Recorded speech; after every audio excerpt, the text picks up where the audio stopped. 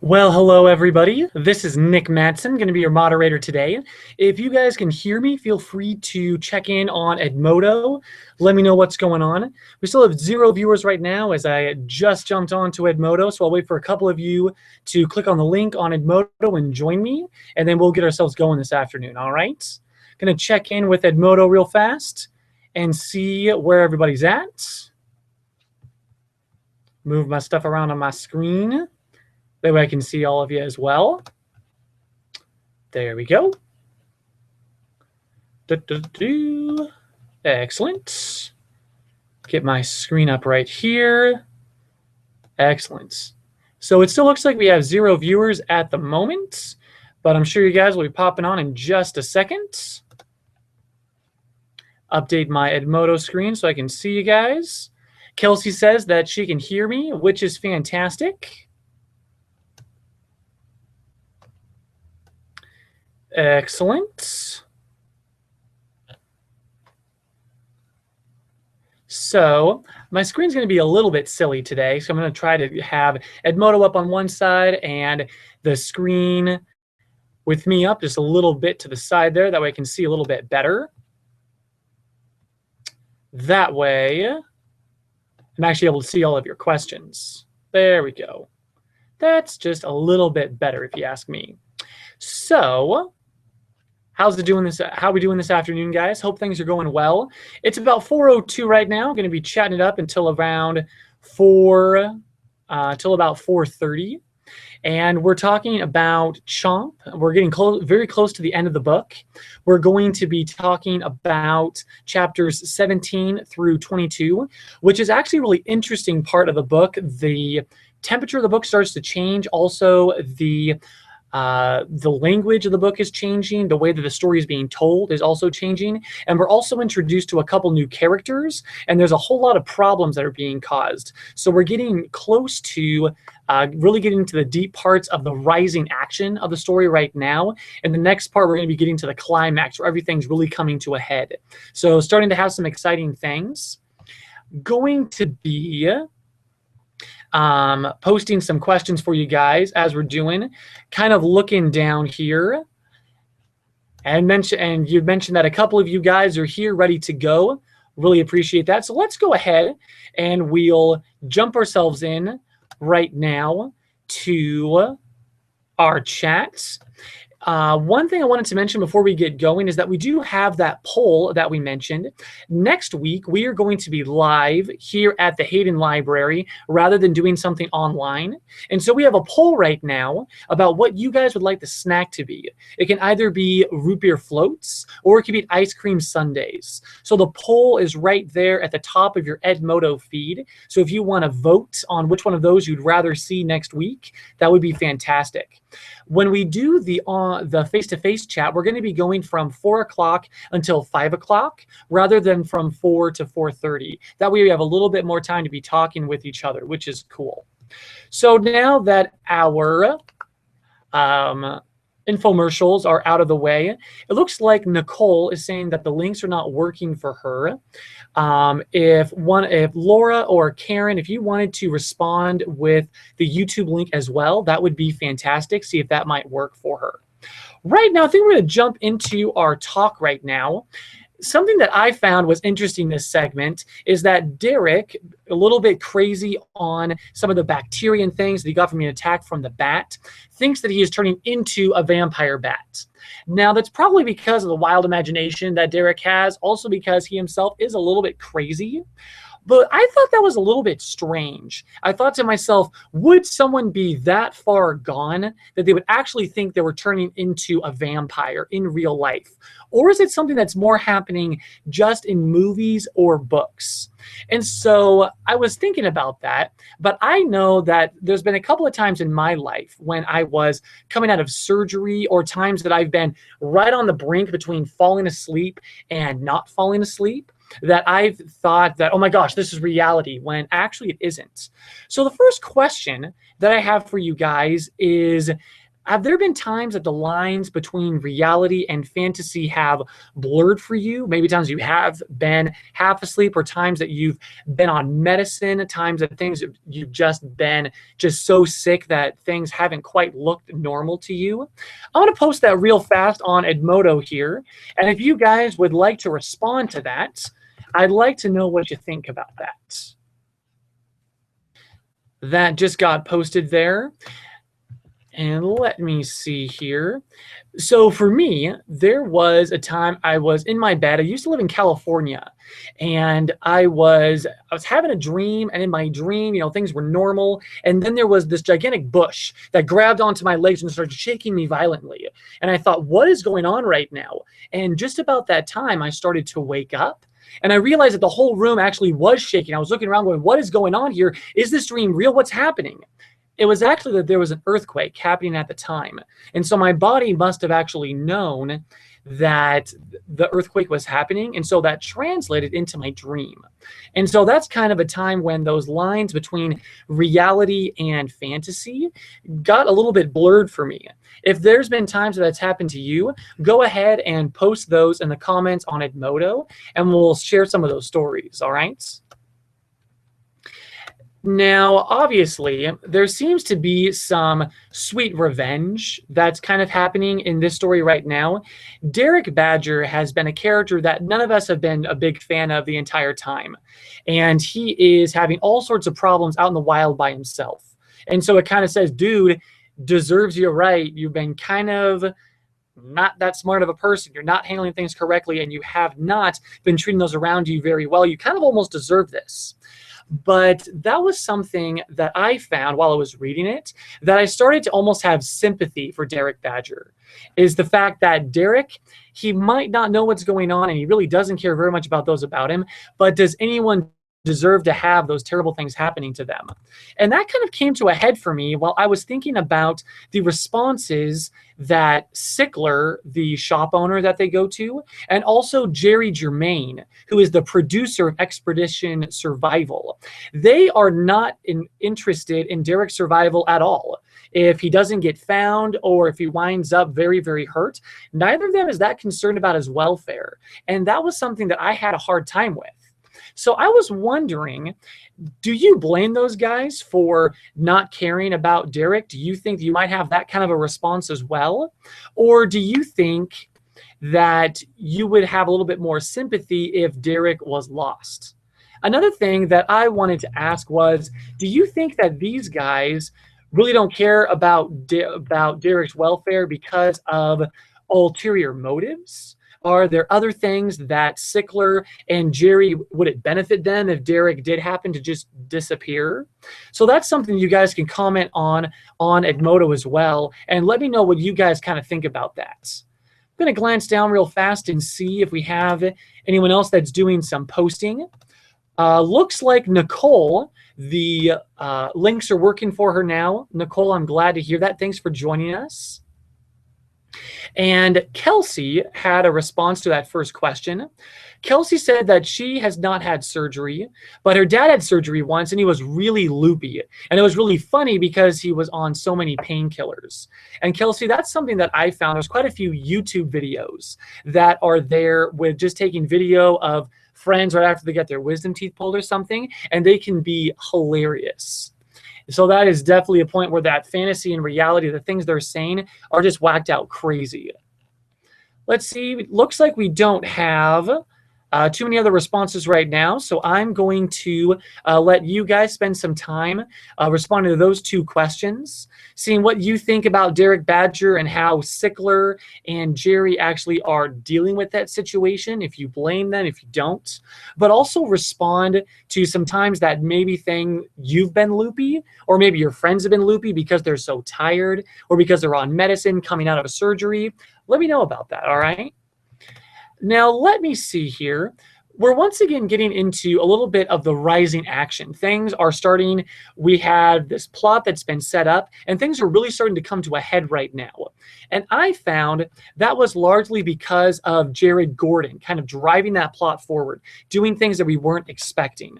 So the question I have for you guys is, were you surprised when Jared Gordon, Tuna's dad, showed up on the scene? Were you surprised that he was able to track Tuna down? I thought that Tuna was going to be safe and then, oh my gosh, her dad is here. But then a little bit later, Tuna's dad, Jared, starts going crazy. And I was wondering, do you guys think, were you guys expecting that? Did it take you by surprise? Were you expecting Tuna's dad to show up in the book? I'm going to post that on Edmodo here real fast, and you guys can let me know what you guys think about that. Were there other things in this segment that also took you by surprise? Maybe you had a feeling that Jared Gordon, Tuna's dad, was going to show up. Were there other elements of this plot that took you by surprise? Now, once again, we do want to be cognizant of the fact that not everyone has finished the book. We're getting very close to the climax, but we stopped on chapter 22 for this week, right as those shots were being fired, right when, what was his name again? I'm sorry. Right as Jared was shooting at the Heron, right as Link and Tuna and Wahoo are finding Derek Badger right there on the same island. So were there other things in this segment that took you guys by surprise? And if you wanted to comment on Edmodo with those things as well, that would be fantastic. Let's see if we have a couple of responses on Edmodo right now. Mrs. Booth said that she's not a big fan of posers and fakes, so she was really glad to see him get a real chance at survival. In fact, he wasn't very good at it. Mrs. Booth says maybe he'll prove to himself that he can do it more than we thought, or maybe he'll just give up the false act rather than pretending that he's something when ultimately he's not able to do it at all. And there was one more thing. Dalton says that he was surprised once the revolver came out and he knew that someone was going to get shot. Let's see if there's a couple other responses here on Edmodo. Shelby says that Derek is a very odd person to be chosen as a survivalist, as when he was hired, he was an Irish dancer and is very bad at choosing what might be true or what might be false. And Shelby, that's a really good point. It seems that Derek is in a position that even if one of us was to have those terrible things happening to us or having that infection running through our veins, we wouldn't actually go as far as to think that we're turning into vampires. But you're right, he seems to have a hard time finding out what is real and what is false. So he might have been someone that would have fallen victim to those grandiose schemes with just a little bit of fever going on. It's a good point, Shelby. Laura had a story for us about one time that she may or may not have been kind of loopy. Laura says that she had her wisdom teeth out a few years ago, and they put me on some very strong painkillers.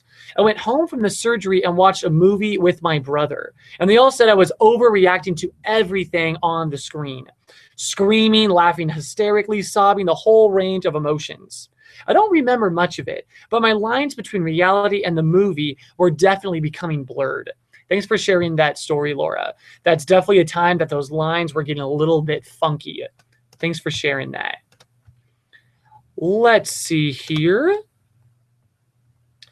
Looks like those are all the responses that we have at the moment right now. Megan says that she wasn't surprised by the fact that Tuna's dad showed up or the fact that he pulled a revolver on everyone. And that's another thing, is that they one cool thing about books is you have those foreshadows that are going to be woven throughout the story. And so there's been a couple of times that Tuna's dad has been mentioned. There's been a couple of times that Tuna's been afraid of her dad, and also Wahoo and Tuna talking about him. And there's also been multiple times that Jared Gordon's gun has been mentioned. And so it seems that there was a lot of foreshadowing that was leading us up to this point. So Megan, that does make sense. You might not have been surprised there. And let's see what other questions we have for you guys right now. Whoa, okay. Dalton said there was one time that he was freaking out.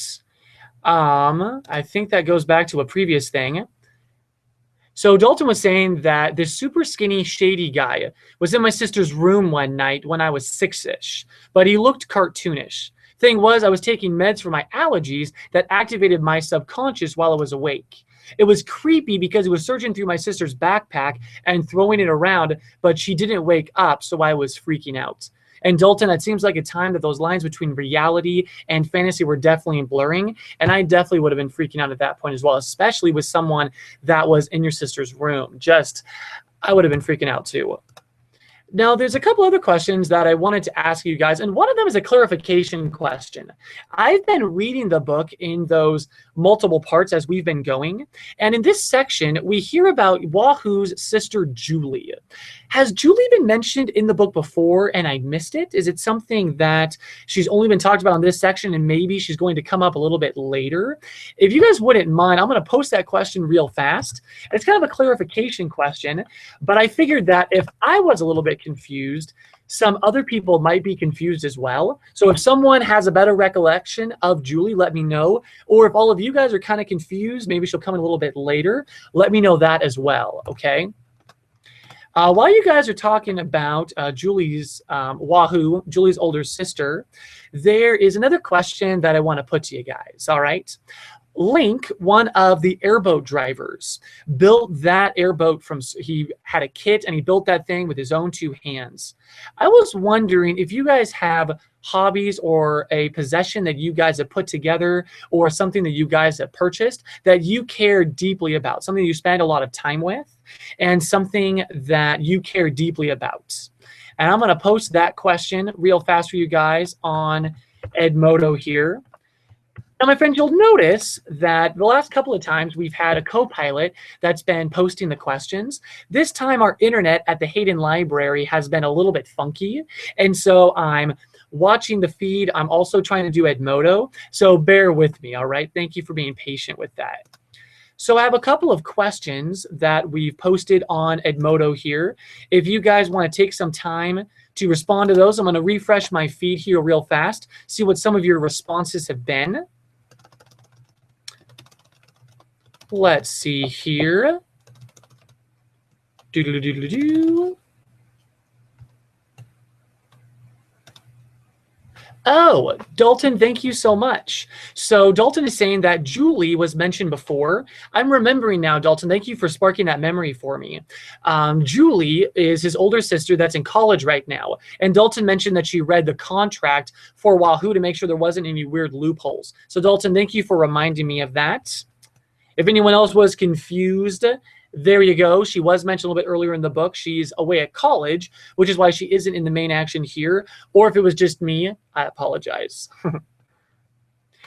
Shane mentioned something about Derek Badger. Derek Badger is a liar, and he lies about his survival and his name and other things. And Shane says that he dislikes people who fake survival. And that makes a lot of sense, Shane. That can be really frustrating. Let's see here. Krista mentioned that her sister's fiance got his wisdom teeth removed at the dentist. And in his deluded state, he made her drive all the way to our house to get him the applesauce he desperately needed. In the end, he didn't even eat it. Another time that those lines between reality and fantasy getting a little bit fuzzed.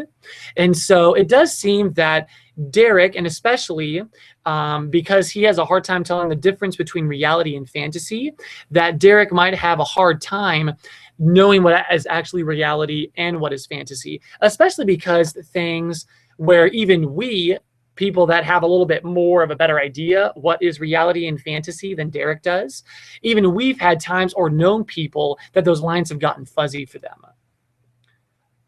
Shelby asked a really good question. Does anyone have an idea why Jared is a drunk?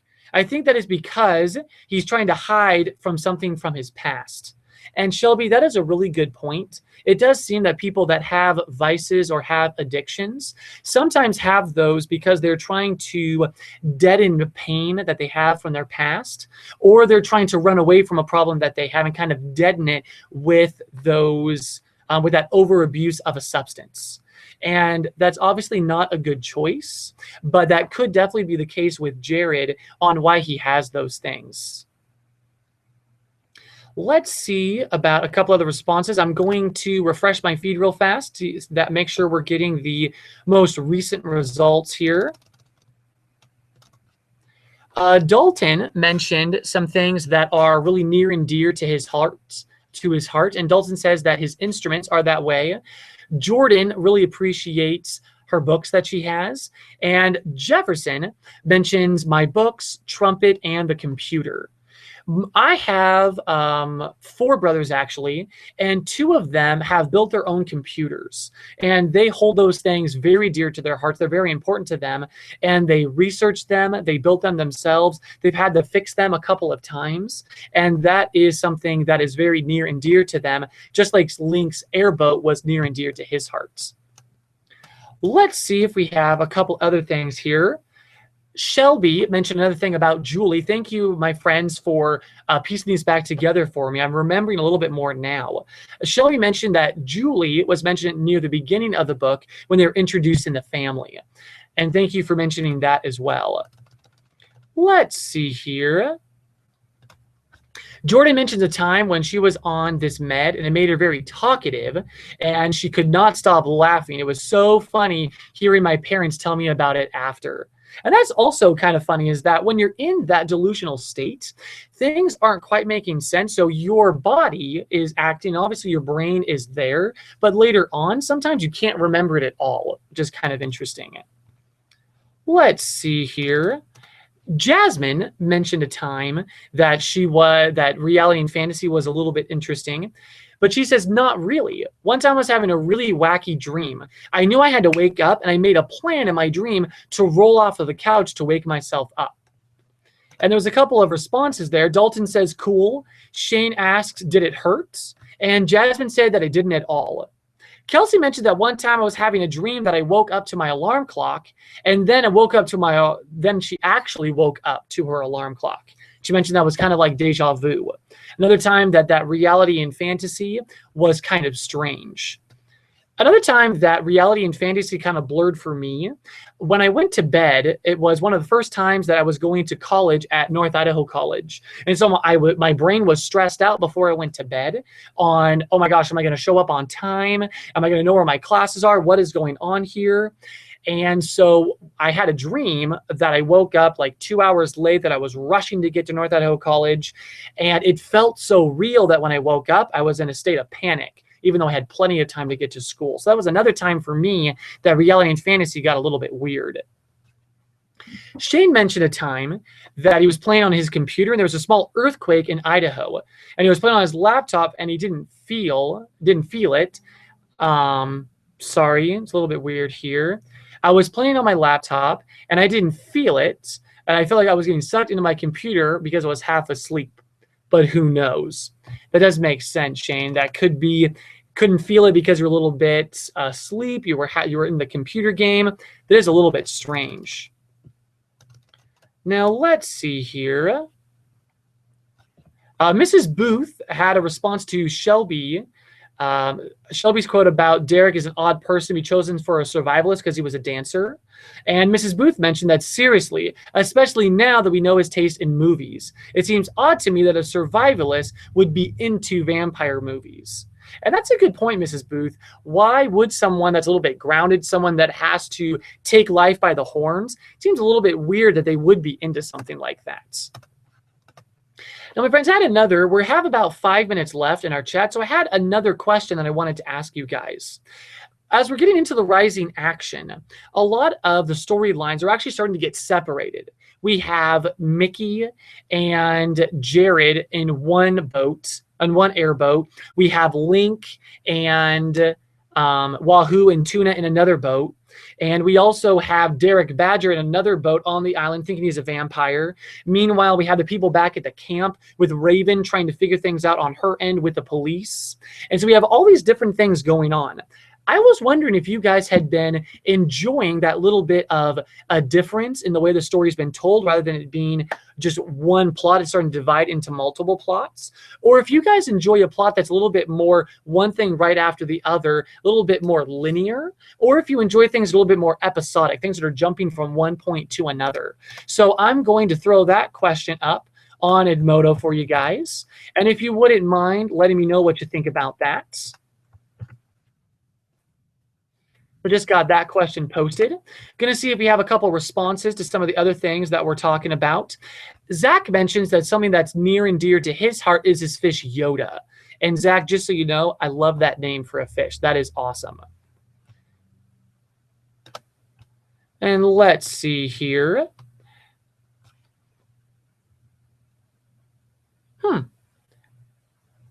So Dalton mentioned that his friend's wisdom teeth got pulled, and they put him on some hydros that made him kind of creepy.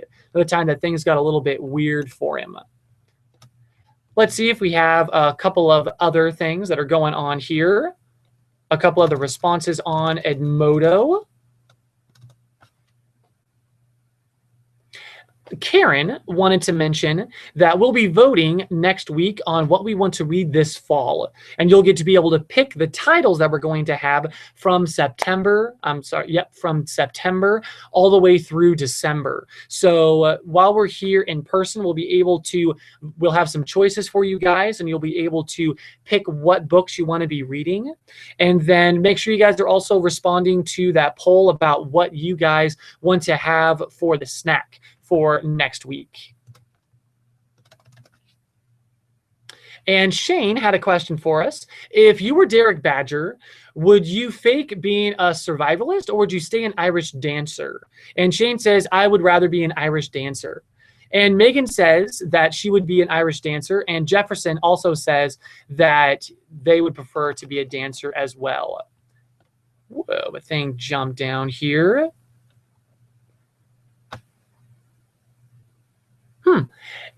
Shelby mentioned that Derek, instead of trying to be a real-life survivalist in a reality TV show, should instead be an actor.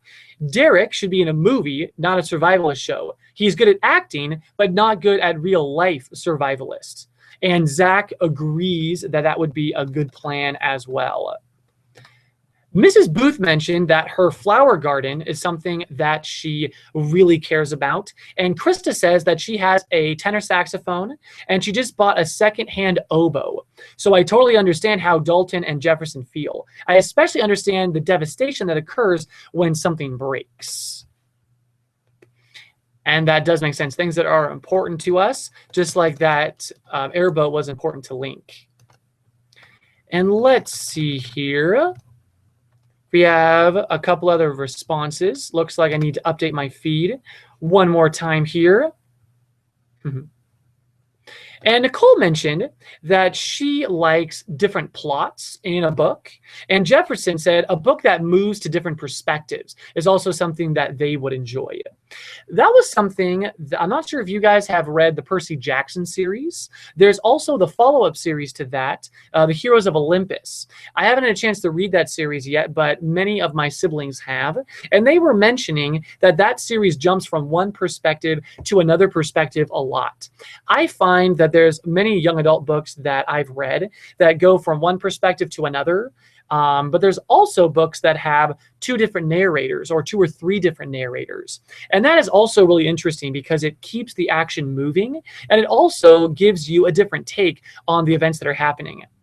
My friends, I find that it is already 4:29, so we're out of time for our chat today. Thank you so much for joining us. Make sure that you're doing the poll for what snacks you would like. And you can definitely keep chatting on Edmodo on some of the questions that we have. If you guys have any questions about Chomp that you'd like to ask, feel free to throw those up. There's a couple of questions that I didn't get to that I wanted to talk about. I might throw those on Edmodo as well.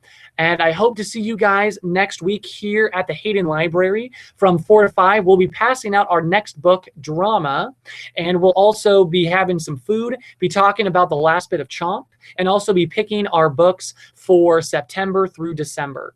thanks again for joining me today, guys. And I'll be signing out right now. Hope you have a great rest of your week, and we'll catch you later, all right? Catch you later, guys.